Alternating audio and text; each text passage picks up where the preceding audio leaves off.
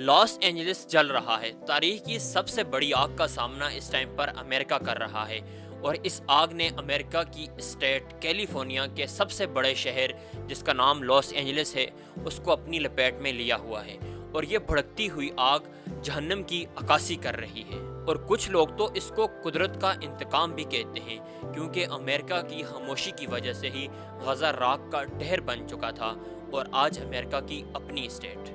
आखिर ये आग नेचुरल है या आर्टिफिशियल, कौन जिम्मेदार है?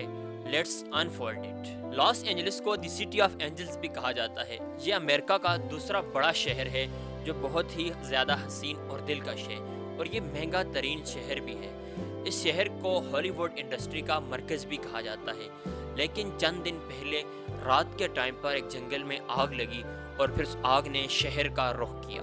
2 लाख से ज़ायद लोग अफेक्ट हुए हैं और 10,000 बिल्डिंग्स जल के राख बन चुकी हैं और मज़ीद 60,000 बिल्डिंग्स इसकी जद में आ सकती हैं। इस बात का भी खदशा है क्योंकि ये आग खामोश नहीं हो रही, ये आग बेकाबू है।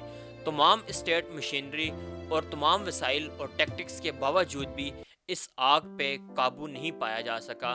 मजीद ये आग फैलती ही जा रही है। एज ए रिजल्ट अभी तक 100 बिलियन से ज़्यादा डॉलर्स का नुकसान हो चुका है और इवन के ये तस्वर किया जाता है कि जैसे इन शहरों पर किसी ने एटॉमिक बॉम्ब फेंक दिया हो, इतनी बड़ी तबाही हो चुकी है। एयरक्राफ्ट और फायर फाइटर आसमान से पानी और जितने भी उनके पास अवेलेबल केमिकल्स हैं आग को कंट्रोल करने के वो बरसा रहे हैं, लेकिन आग आपे से बाहर है। Los Angeles is home to Hollywood. इसी वजह से बहुत सारे सेलिब्रिटीज़ जो यहाँ पर रहते थे वो भी बेघर हो गए हैं और उनके घर भी जल के राख बने हुए हैं और वीडियोस मंजर आम पे हैं। इस मौके का फ़ायदा उठाते हुए वहाँ के लुटेरों ने अपने हाथ साफ करने शुरू कर दिए हैं।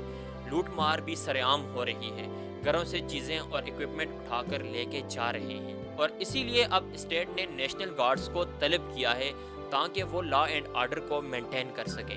इन एक्सट्रीम वेदर इवेंट्स ने और क्लाइमेट चेंज ने ये बात बेनकाब की है कि हम कितने ज़्यादा अनप्रिपेयर और अनइक्विप्ड हैं।